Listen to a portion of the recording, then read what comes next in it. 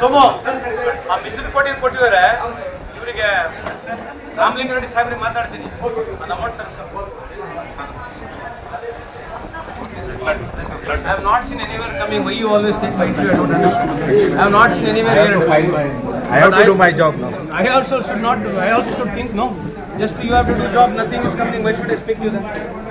Why do you take my sir? If it is not coming, why do you want to take that? I'm right or wrong? I'm not right to ask you.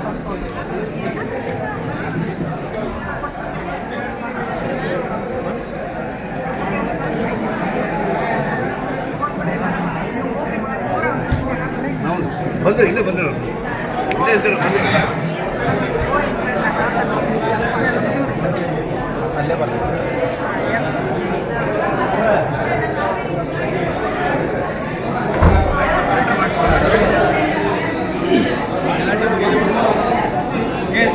Suresh letter ಮಾಡ್ಕೊಡಿ.